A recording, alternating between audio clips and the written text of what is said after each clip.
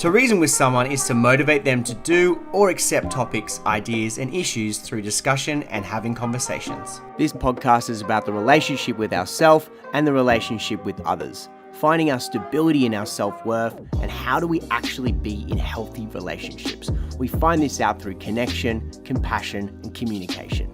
Reach out, connect with me, like, subscribe, comment. I want to unpack whatever it is that we can to really get to the nitty and gritty of finding out how do we get better in ourselves and how do we get better in our relationships.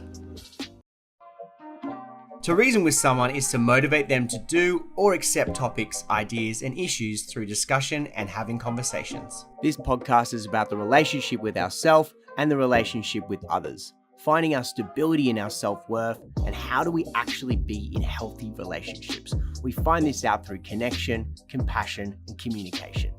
Reach out, connect with me, like, subscribe, comment. I want to unpack whatever it is that we can to really get to the nitty and gritty of finding out how do we get better in ourselves and how do we get better in our relationships. The Reason With Me podcast, we back in action. So this, I love doing. So I'm going to keep talking to really amazing people that work in this industry that have amazing stories, and therefore I get to connect with and love getting what I need to get from others and then getting to be able to share it with you.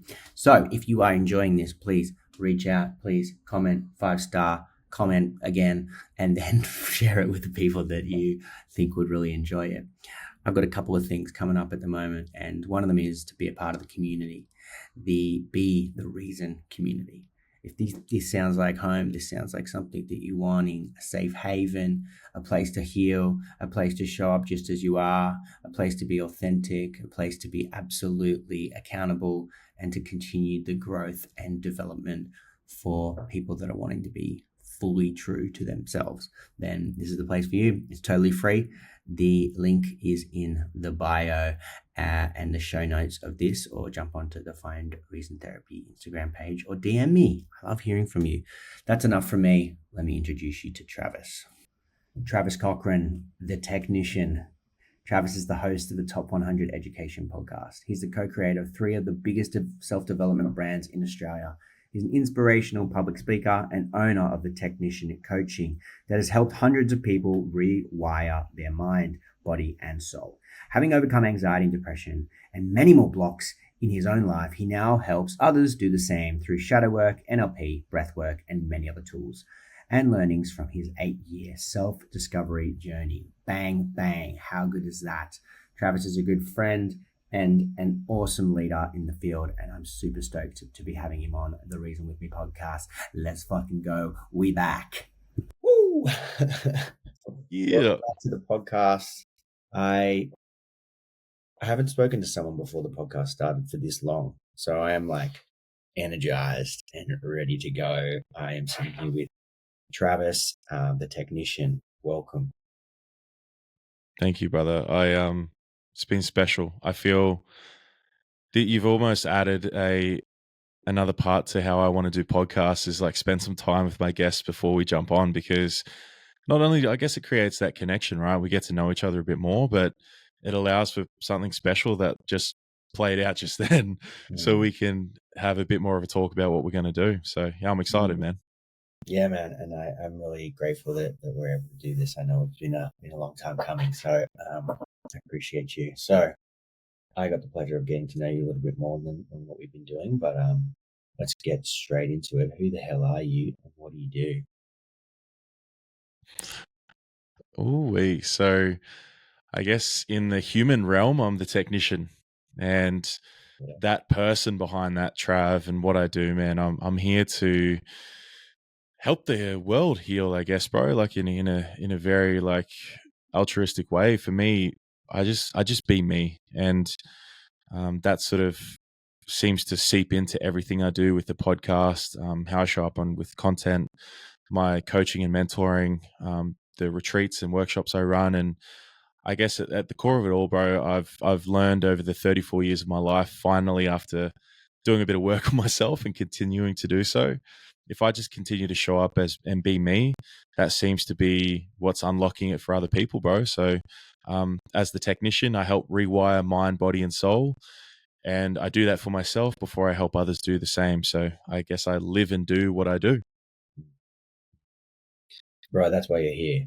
I've been drawn to you and pulled towards you because you are a authentic, genuine guy that's just showing up for himself. And I think that's what this whole podcast is about. That's my whole MO as well, is being self-led in self-worth and connecting and being able to show up for others because of that fact. And yeah, you're someone that I definitely inspired by how they're doing it.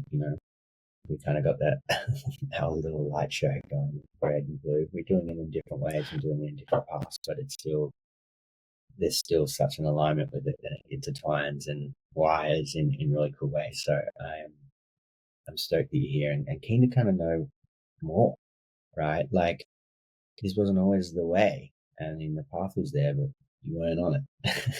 what was it like? Where did it all begin?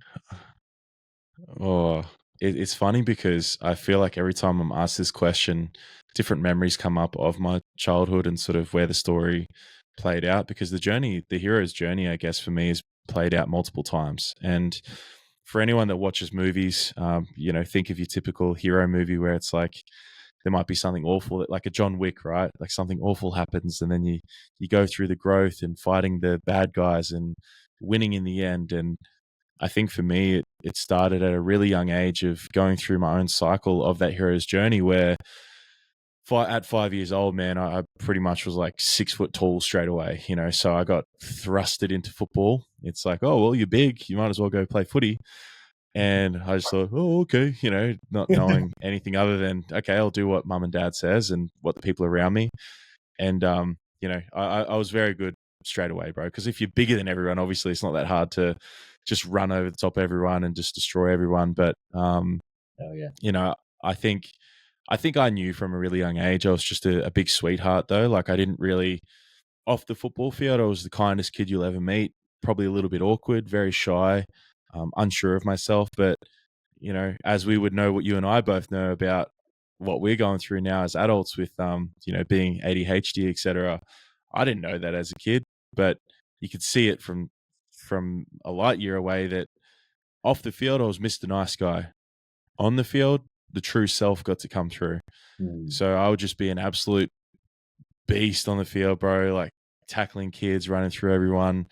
And it's funny, this story comes up. I've remembered that around about 8 or 9, I remember hurting a kid really bad because I was just so much bigger and stronger than everyone, bro.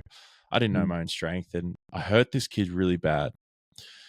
And I remember all the parents yelling and screaming to get me off the field. I'm too big. He shouldn't be playing with our kids. All these things, right? And I remember this little boy version of me. This is weird that emotion's coming up. That I felt so like I guess pointed out and not accepted and like a freak. And I guess that probably played out a bit more than I thought with how I could show up in my full power and being truly me. I think from that day on, I sort of held back what I was actually capable of. And I've done a bit of work on that with, with the shadow work I've done with Lockie, et cetera. And I know that part of me played out in a lot of different areas of my life where I felt like if I truly showed how strong and powerful I am in any part of my life, people would leave me or people would judge me. So it's like that played out at school and everything, man. I held back. I played little, even though I was the biggest person everywhere I went. It was like this little boy that was playing out in this giant shell. And no wonder that when I got offered the Broncos contract at 14, I didn't know what to do with a responsibility like that or expectation. It's like the human did, the big boy did, but the little guy inside of me that was terrified of being judged and being seen for who I truly am didn't know how to deal with that. It's like I was so much anxiety around performance and showing up and so much expectations. And another wound I sort of have done a bit of internal family systems work on was coming back to 6 years old. I was sitting on the bed next to my 6-year-old version self as my current self. And it was my first football game where I played shit. And I realized that when I play shit, I don't get love from everyone. Dad was sort of up me. He was filthy that I didn't score a try or whatever it might have been. And that belief played out, now I know, until literally last year, where if I wasn't doing well in life at something, I wasn't getting love. If I wasn't winning, I wasn't getting love. So this was playing out all the way up until, as I said, coming back to that timeline of 14, 15, 16, 17 of really high level football and a lot of expectations, school, girlfriends, all the usual human stuff. But dude, that level of responsibility that I put on myself at that young age just tore me apart. And by the time I was 17, and the Broncos offered me the full-time contract with the boys that are still playing now, like Ben Hunt, Andrew McCulloch, Josh Maguire, all those boys, they were going to be my teammates. And but just that little boy who had no idea how the world works and how he works, he just said, fuck this. And I remember Dad coming into my room and saying, mate, we did it, because he did so much for me. And I just said, I can't do it. And I bawled my eyes out, bro. And that's where my next part of the journey started, where all of the mental health issues started. So that's kind of that first part of the story, man, where a lot started to play out. And I'm sure there's a few questions around that. Yeah. I mean, I think there's this less than, you had to make yourself really small when that wasn't who you were. And to then figure out where you're going to get all these things to get your needs met, and then not knowing how to kind of do that and navigate that and find different ways to make it happen. Like, I feel that. And I think that, it is that origin story. It's like, there's parts of that now still can be your kryptonite until, like I said, last year, there's still some of that stuff coming out around success and what it means to, be doing well and you get love, all that stuff. So, I mean, 17 would have been a really intense time, because I guess the way I look at like mental health and depression, anxiety, all these things that we kind of got symptoms. They're symptoms of what's really going on underneath all of that. But we don't know that at the time. We're just depressed and anxious and freaking out and hating self-sabotage, whatever that kind of looked like. So, I mean, we can fast forward a little bit, but like what brought you to your knees? So the timeline just played out really quickly then for me, because as I've always told this story a few times, but I think the most relevant for anyone listening is that you can imagine, as you said, bro, 17 years old, and we're leaving school, year 12's done. Oh my God, let's go to the beach. Yeah, fuck yeah, life's coming. Oh my God, this is sick. And then it's like, you go from you're meant to be a superstar football player to jokes, you're now working at your local IGA in a small country town in Woodford, where no one knows who you are, no one gives a shit who you are, and you're perceived as lazy by your manager. So you could just imagine the self-worth issues I started having, bro. And what was the main core belief, you reckon? It was, why am I so useless compared to everyone else? Because all the other boys, a lot of them had continued to play footy. A lot of them continued to go have trades. That most of them already finished their trade in maybe like electrician, builder, all these things. Some of them are already, saving enough money to buy nice cars and stuff. And I'm living at home in a small country town, working at IGA for $400 a week or something, right? So it was this massive self-worth piece around, who even am I? Like, what's the point? What's my use? Yeah, I have nothing to give the world. And I was single at the time, and then I met my partner Grace, who helped a lot with everything, and she really called me forward in becoming who I am today. She really started to get me out of my hometown. We moved around a bit and started to try different jobs. I think I tried about, at one point there, it was funny, my old resume came up the other day. I was going through old documents, and dude, I had 8 different jobs in about 4 years. And most of them, I'd stay there for a few months, maybe max was like 10 months. And I look at that and I go, damn, I was just trying to find my way the best I could. And, I definitely put a lot of myself and thought that everyone was judging me because, again, it was that same old feeling of, well, if I'm not Trav, the football player, then who the fuck am I? Like, I had no idea what my identity was, and I was just trying to find my way in this world. And again, like most men want to feel useful, right? So as a young man, I felt useless completely. I couldn't provide for my partner. She always had a solid job, and she was able to stay in a job. Why couldn't I? Why do I have all these issues? Why do I have panic attacks?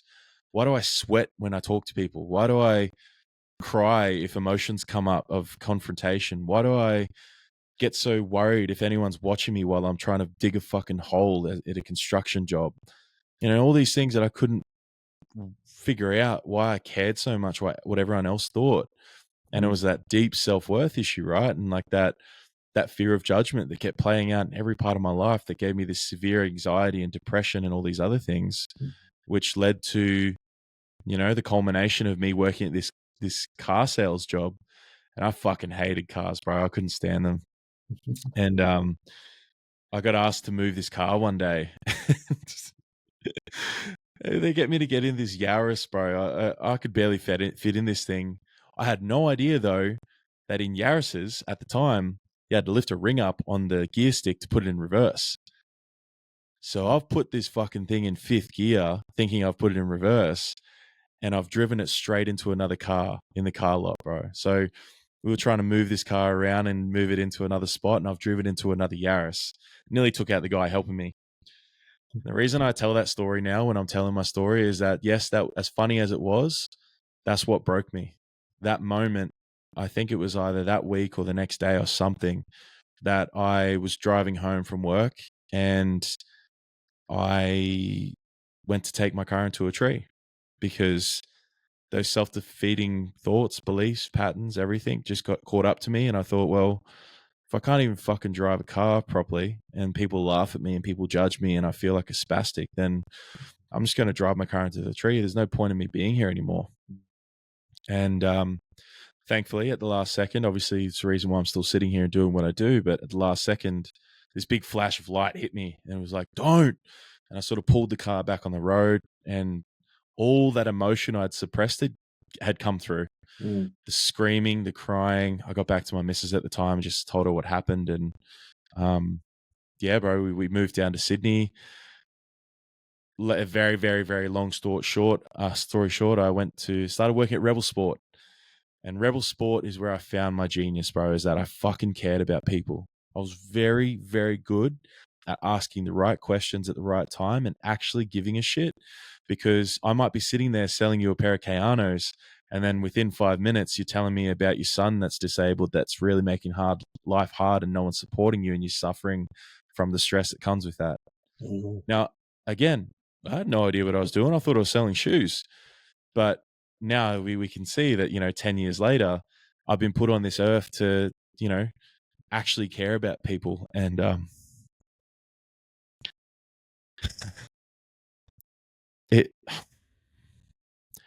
it's hard sometimes, bro, because I feel like a lot of people don't care about people, man. Like, and the passion comes through every time I talk about it, because it can be hard. Like, I was working in a retail store, and sometimes I'd talk to someone for an hour because they just needed that. They just needed someone to fucking listen. And I'm okay with this passion that comes through every time, and the emotion, because clearly it means a lot to me. And I want more men to see this. I want more men to hear this, that when you find that thing that lights you up like it does for me, just do it. Just go after it. Just get into it, because it's not the money. It's not the money. It's not the self-worth. It's not how people see you. It's not the car you're fucking driving. It's how you feel when you talk about what you do.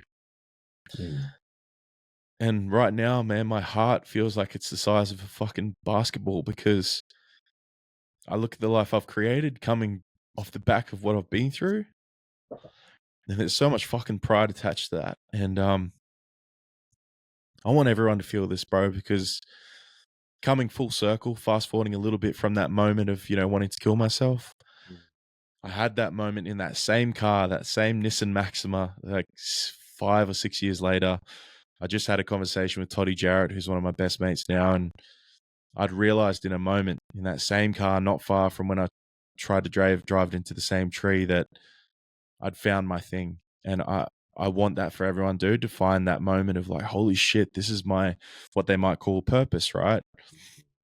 You feel it. I want everyone to feel it. It's a different feeling that you'll ever feel it. Your whole body lights up.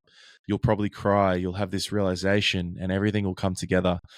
And I sat in that car, dude. I'll send you the video after this if I remember. But I remember sitting in the car with it on my little phone holder in the car and just saying those words of, holy shit, I found my thing, and just bawling my eyes out. And I had a lot of people who we know now who they are, like your clairvoyants and Reiki masters, etc., message me from that video saying, hey, Trav, just letting you know, you've got some people and some guides and some special, I guess, lights with you in that video. And I go back now and I can see the little orbs floating around in the video. Mm-hmm. So it's almost like they were going, yeah, let's go, brother. You found it. Yeah.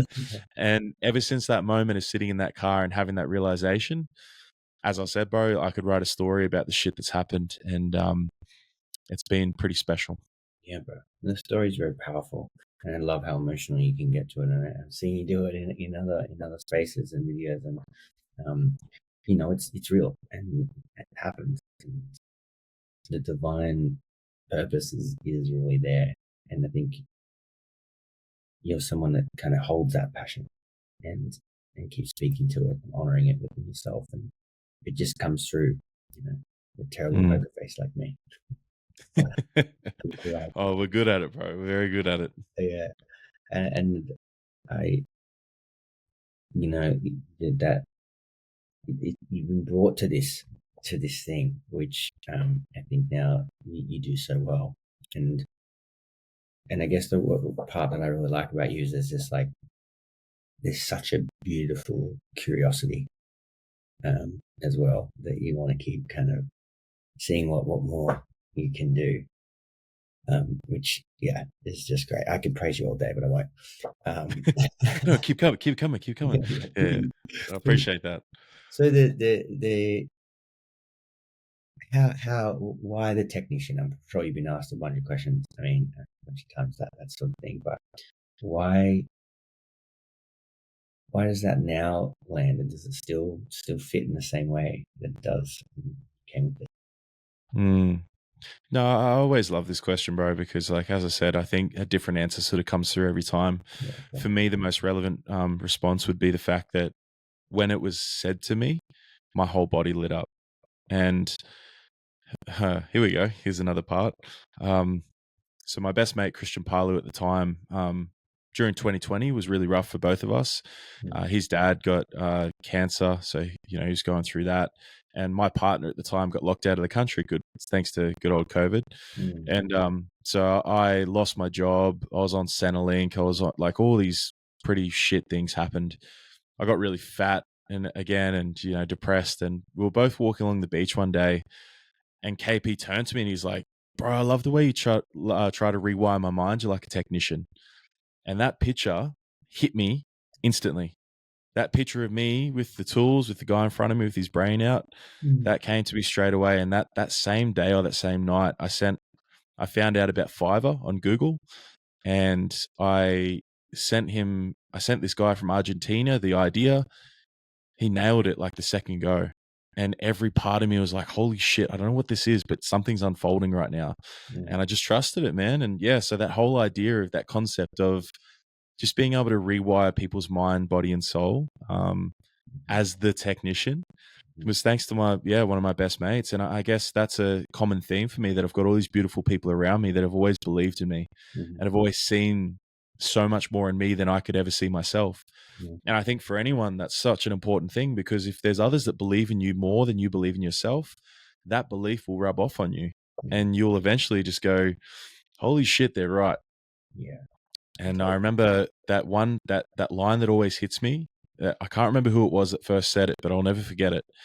They said, Trav, I can't wait for the day that you see in yourself what I see in you. And I've had that day. And again, as I said before about the passion and the purpose thing, I want everyone to feel that day where they look in the mirror and they go, fuck, I can actually see what everyone's talking about now. And then that passion lights up, and that purpose, and like the self-belief, and your entire life you've always wanted to live will start to unfold. And yeah, man, I guess, yeah, the technician for me, just, it'll stay true for me, I think, until the day I die. I love the sense of finding purpose and utilizing connection in order to harness that. And yeah, just even hearing little bits and pieces of your story that do that.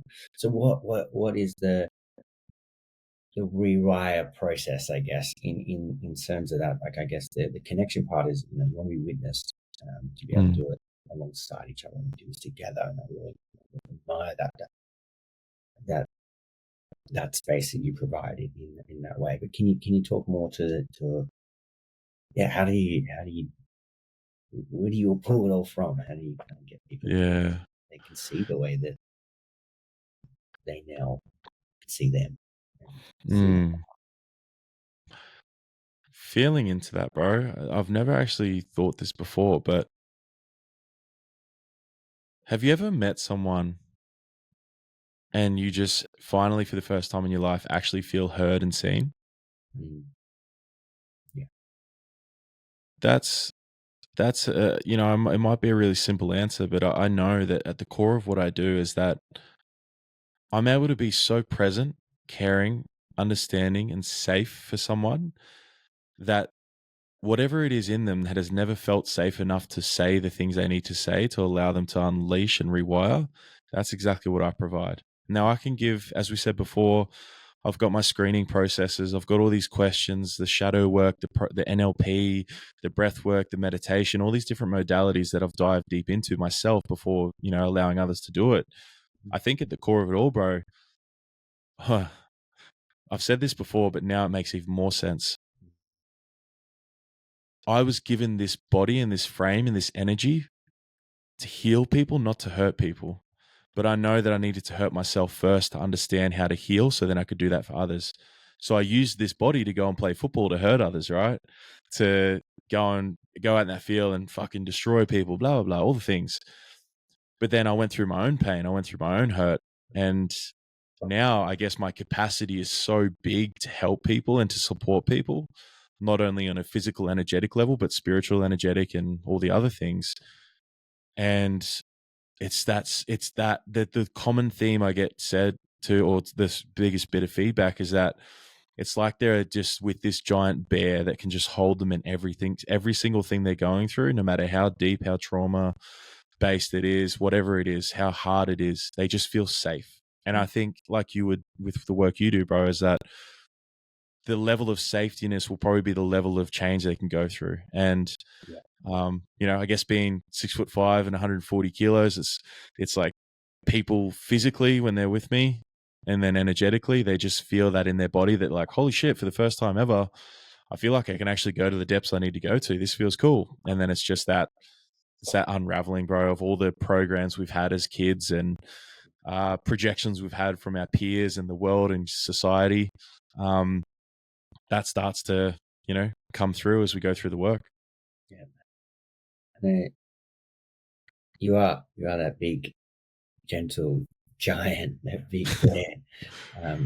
We've never met in person, but I'm just thinking of the day where I'm like, oh, hey, and just give you a big hug.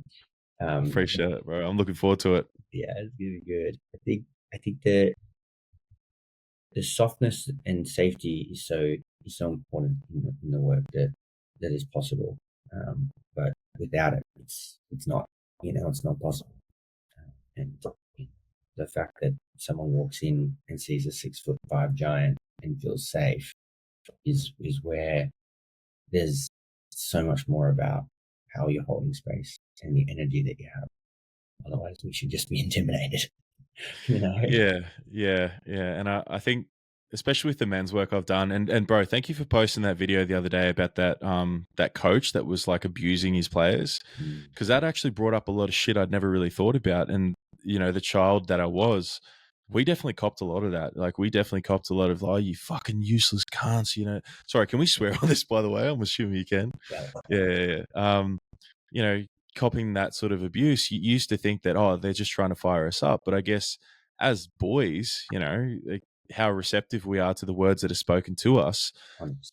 I'm sure a lot of those beliefs have been installed by some of the coaches I had. I mean, my school coach was epic. Rob Bruff, he's our local Channel 7 newsreader here, bro. He's epic. Such a beautiful man. And he's one of my mentors that's helped me. But yeah, I go back and I go, shit, the way I was spoken to as a young man by some of the men around me, it was like little boys teaching little boys. And Yep. as much as, yes, I can be the big, kind, friendly grizzly bear, I definitely have the capacity to be an extremely aggressive and controlled, passionate, aggressive man that can sort of bring out the best in men where needed. So it's like some men might need that little bit of strength and like cut through the shit, but it's not an abusive way. It's like it's with love. It's like, come on, like, I know there's more there. It's like let's go.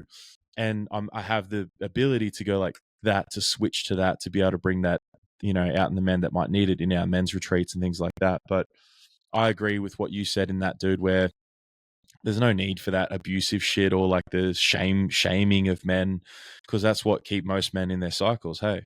That's right. That's right. And I think that's where we get so stuck in, like, you know, we are talking about it before, but it's just like what just keeps getting passed down. It's not genetics. It's epigenetics. It's the way that we kind of feel based on the information and the environment that we're in. And if we hear these messages over and over from guys that learnt the same messages and just haven't recreated themselves, or been shown the light that says, do you think that repeating this sort of thing and instilling this sort of message is going to serve? Does it serve you today? It's like, no, that's just what I learned. This is what it's like to be a man, and this is how you need to be a leader. And that shit just it hasn't aged well. It doesn't like the way that I think that there's still a lot there that provide that. And we've got two guys getting emotional and talking about their shit. And I know I say that with every guy that I have on here, but there's still more fucking work to do, a lot more. And I think that, the way that you're shifting that and still having the masculine energy that's needed, and with the feminine, right, that kind of has that vulnerability and nurture to then hold someone accountable in a way that might need a bit more confrontation. And it looks like you've got all of the whole package deal, which is cool. Yeah, it's so important. I feel that because I work with men and women, you might get a really dominant masculine woman, right? Who's in her drive, success. She's a successful businesswoman. So she might need to be able to open up and crack with a man that can hold that, but then also have the softness to help guide her into her feminine, to allow her to feel safe enough in that. Again, it's a safety piece, right? And from what I've realized in the work I do is that a lot of women, especially, they're not going to feel safe enough in their feminine unless the masculine is sort of integrated, because there's a lot of wounding around that. So I think what happens is that because they've got wounds from, fathers or ex-boyfriends and things like that that have hurt them, and they've opened up these massive wounds, I think because I'm able to give that really safe reference point, their nervous system, their belief patterns, their unconscious mind, everything, every part of them gets to witness this in a man and go, oh, this is actually possible. And the amount of women I've worked with, bro, that have gone on to find their ideal partners afterwards is incredible. It's so fucking cool, because to think that I was never that man. Like, growing up, I was an emotionally abusive partner. I was a little boy. I was all the things that I couldn't show up for my partner as, which now my fiance, she gets all the good versions of Trav, right? My exes had to deal with the broken, the maladjusted, all the things. And that's okay, because they were part of my journey and I was part of their journey. Yeah. But I think about it, and I think about the shit I've been through and the things I can help teach men and women, coming from a lived experience, like wholly and solely. And my partner I've got now, she's such an incredible woman, Christelle. And I know that as we said before, bro, right? Like our deepest wounds will come out in the mirrors of our partners usually, even though we've done shitloads of work. Christelle went through DV herself, and she had to do the healing before we met. So it was kind of like both of us had been through our shit, and then we spent the time to work through that, come together as whole humans. And now, man, we get to just work through our stuff as we go together. It's like that open communication. It's the safety. It's when I first moved in with her into this place, I love my alone time, my cave time as the true bear. And I remember sitting in there just gaming, because I've always been a gamer. And she walks in, she just trots in, sits down next to me with her sausage dog, who's now my sausage dog too. And I felt this discomfort. I was like, why is this pissing me off right now? Why are you in here?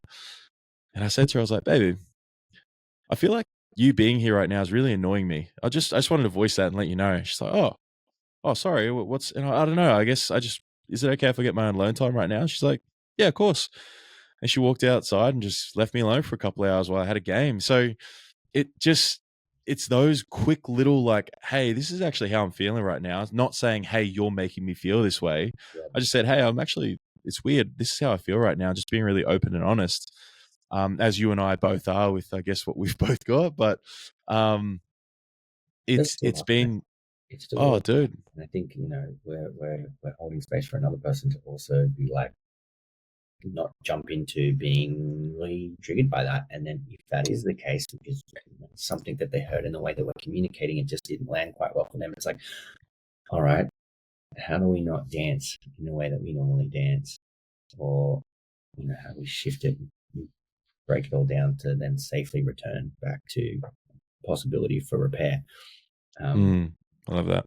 There's always, this is the thing, like, you sound like such a, actualized word kind of integrated dude, but, I guess the words are that there's still stuff that plays out, and there's still stuff that kind of is going to always happen. And we can be two whole people that still have their cracks. The fragments, yeah. And how we hold that for ourselves is great. I mean, I did 4 years by myself after a long time of probably needing to do that, but got straight back into relationship and was like, wham! I thought I was ready. I knew it was going to be risk, as it always is, but I guess I was ready, more ready. But the thing is, it's like there's still, like you say a lot, is there's always new things that come through, and there's always new things to learn.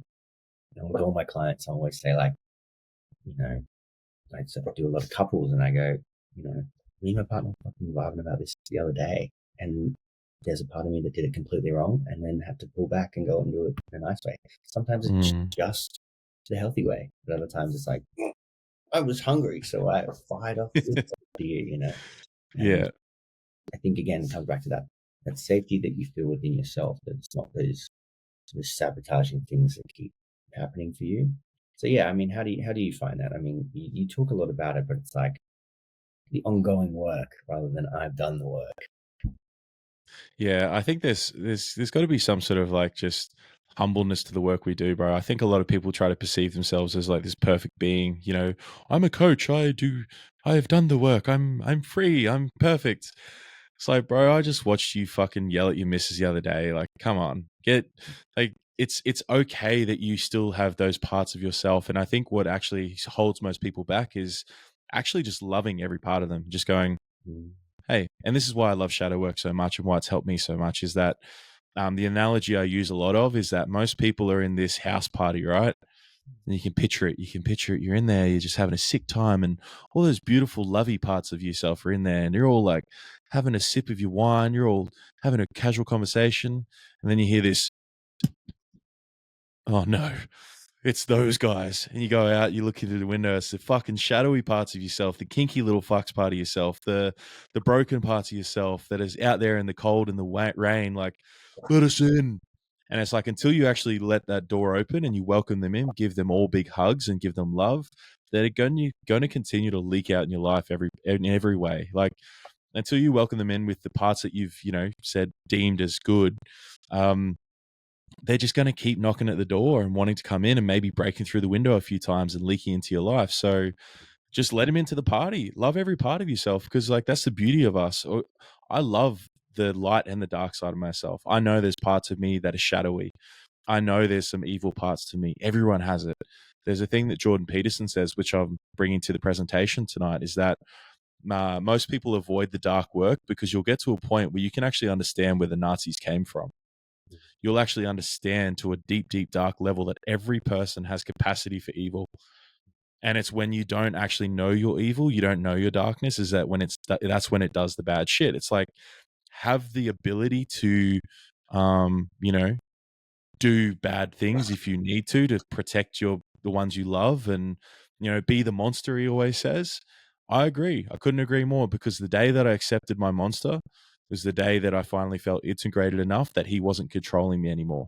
So I think it's just that, you know, coming back to it, bro, it's just accept who you are. Like, I think so many people avoid the parts that they judge so much, and I can see it, bro. I see it in this industry. You're around people that on socials, they seem really, you know, they seem good, and then you meet them in person and they can barely look you in the eyes, or you can just feel the shady shit that they're avoiding, like, leaking out as they talk and what they do. So, and it's not necessarily for me, like, we all judge, and this is what Michael Mojo says. It's like, those people that say they don't judge, it's like, no, you're always judging. You need to judge whether this is a fucking computer in front of me or if it's a human. So you're judging. So it's okay to judge. It's just whether you're sitting there going, oh, such and such is this, and whinging about people. It's like, I can make a positive judgment about someone on whether I want to be around them or not, and that's okay. So I guess it's really starting to accept every facet of us and who we are, and to cut this bullshit that everyone needs to be perfect, or, you know, everyone needs to show up a certain way. I think the more we start to see the real stuff online, like I see you talk about, bro, I love it, is that's when shit will actually start to change, is that we'll set the standard that, you know, the bloke that does some self-work and all these other things, he might go out and have a weekend on the piss. Oh, but I don't drink alcohol. I had all these years off. And it's like, well, don't shame yourself back into going back into the same cycle. It's okay that you had some fun with your mates. Let's just come back to doing what you need to do and not go back into that big shame cycle, right? So, yeah, I couldn't agree more, man, with just being more real with who you truly are. And also then showing that so others can see that it's okay. Because I've found the biggest bits of feedback I get is that people love when I just say who I am and show who I am, because I don't want to think that behind this screen, you meet me and you go, oh, you're so different to who you are online. Totally. You know, I'm sure you've had that a few times. Yeah. And I think that is why it works so well. It's like, you know, we all have a line. I'm not going to tell you my deep dark secret servicing one of my clients or whatever. Of course, yeah. Right. But there's, you know, there's so much we get from being able to self-disclose, because it's relatable and it resonates and it's real, and I get it, and I'm human after all. I think accepting who you and being more okay with all of those parts of yourself, it's hard work, and I think it's awesome that it's sort of the perspective that you take. I kind of look at the monster as, at the end of the day, the monster that I'm starting to become more okay with is actually just a wounded, adapted version of myself. And once I have enough love and compassion for him, he shrinks. You know, he's not as scary and big. He's actually just scared and lonely. Yeah. Sorry to cut you off, bro. Something a picture came in then was that something we've said before is, as we say, like that spiral dynamics. It's like every level there's that same devil that comes back, right? And for me, each level I've gone up, that same devil definitely comes back, whether it's the financial devil, the relationship devil, whatever it might be, that version of Trav that seems to play out. But for me, it's like, when I'm playing games, I know I level up with new armor, new skills, new weapons. It just becomes easier to kill that same boss. I know when to roll to the right and stab him in the kidney, because that kills him quicker. So anytime I still, you know, in the last 6 months, I had some moments of like true deep depression. But rather than it bothering me for months, weeks at a time, it was like a whole day where I just laid in bed and I cried, I let it come through. And on the other side of that, And within that was the beautiful next stage of creation for me. So it's like I let the darkness consume me for a day, and then the next day I felt really fucking good because I didn't suppress it. And that's it's unveiling or opening the door to those guests, and those guests can cause some chaos within you. And as much Yeah, as bro. you can keep them out, they're going to find their way in. So how do we, you've let them in, right? Let them in the party. They're being assholes and they're getting intense. I guess it would be making the unconscious conscious, as they'd say in the shadow work realm, right? But how do you not let them spill out and instead allow them to help inform you, I guess, in being welcome into the party? Does that make sense? Yeah, dude, I love that. It's a great way you framed it. So, a process I've used that have really helped people integrate the shadows we might uncover is obviously your good old journaling, right? Like you can't beat pen to paper. For me, it's like the physical representation of what haunts us internally. Getting it out onto paper. It's almost like you're exercising your demons and getting it out, and it's like, oh, like getting it out onto the paper. You can see it, you can actualize it, and be like, okay, oh, it's not as scary now that I can actually fucking see it and it's not inside me tearing me apart. So, but a really cool little process I take a lot of people through. I love movies, bro. I actually have a big dream to be like a voiceover actor or an actor in a movie one day, which I know will happen. Yeah. I was actually in a TV series like 10 years ago when I was still really shy and awkward. I was on an Australian drama called Harrow, and I was like an extra in that.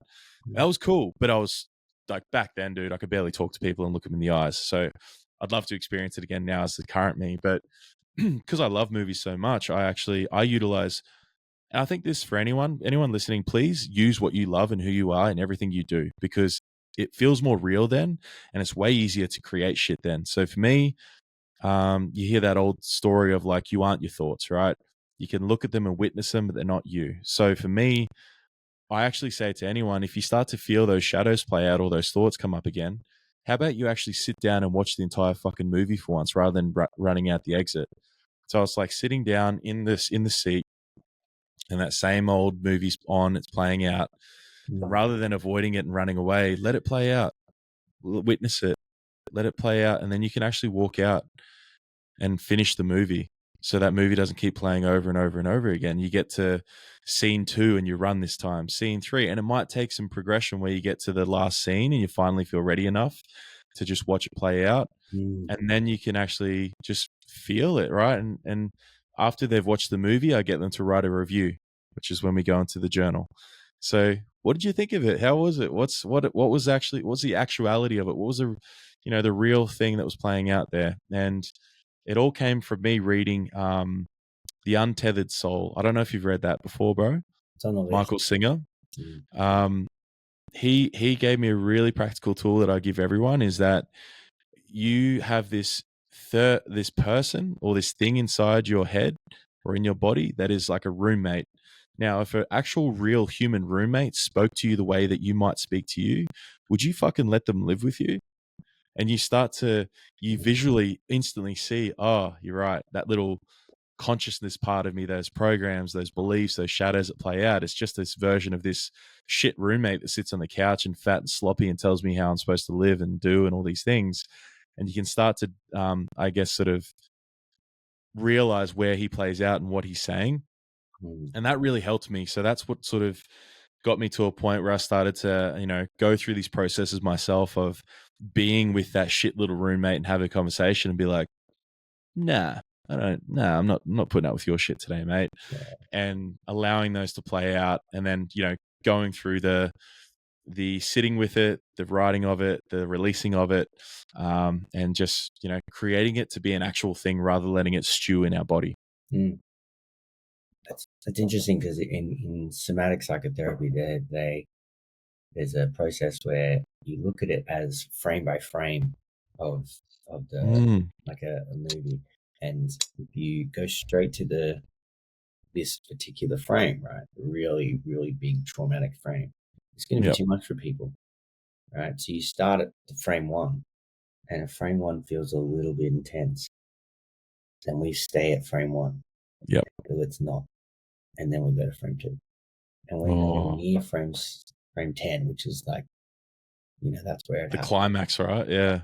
That's where it really, really happens, because that Mm. was too big in the body. So then we work until 2 becomes okay, 3 becomes okay. It's interesting as you said that. When I watch a scary movie, I don't like scary movies. People always say, "Why don't you like watching scary movies?" I say, "Because they make me scared. Mm. I don't want to be scared. Like, I don't. Yeah. It's not enjoyable for me." Yet the other side of it is I always like close my eyes, right? And I always Mm. like don't want to complete that scene. I don't want to be Yep. scared. And it's interesting. It's like I'm gonna watch a scary movie and try not to look away, and just Ooh. what does that do? Why is it different? And it's the same thing. If there's parts of my story that I guess still come up that I don't want to look at.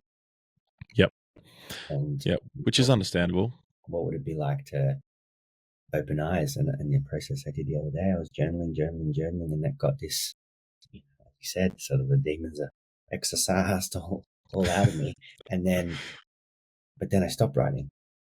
And as soon as I stopped writing, then I started to feel, and I just let it all happen. And those two things together needed to happen. I needed to get Mm. it out in a way that externalized it, but then actually go, what else is there? And then feel about it as well. Yeah, I love that, bro. And as we said before all this, and for anyone listening, my personal experience, the things that's changed me the most is getting into my body and feeling the things. And, that has been hard in the past with, being a little bit neurodivergent, is that Mm. being in your head's a lot easier. The logistics of things, being logical, thinking, overthinking, getting into my body was quite hard in previous years, but learning how to do that much more, you can process shit so much quicker. And I'm excited, dude, for you to watch a horror movie, because I love horror movies. I'm like, yeah, give me the guts, give me the gore, give me the scary shit. I'm probably a bit of a sicko deep down, but whatever part of that is me, it is also a part of me that I love, because I think from having been a gamer, movie lover, very visual, I would say I'm a visionary in a way. I don't know if you've done much human design, but I'm a projector. And I could, like, if you gave me, you have an idea that you think of, but you can't think of where it's going and what it looks like, I could give you that in like 30 seconds. It's like I can envision anything for anyone. And I think that's what helps me with clients, especially who it might be their life, or I've had a lot of actual coaches come to me and get me to help them with their brand and themselves. But it usually becomes self-development anyway, because that's just what business is. But I had someone come in the other day for just a whole, like a tech talk, and she had this idea of these wilderness walks, which were awesome.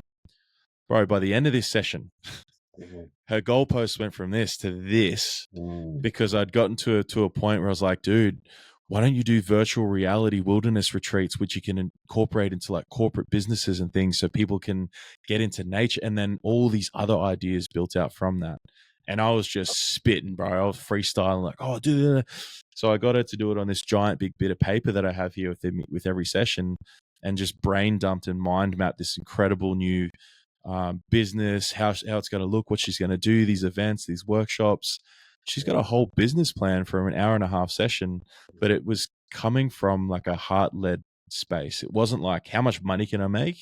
It was, how can you change people's lives doing something you love? And the other shit will just follow. That's it.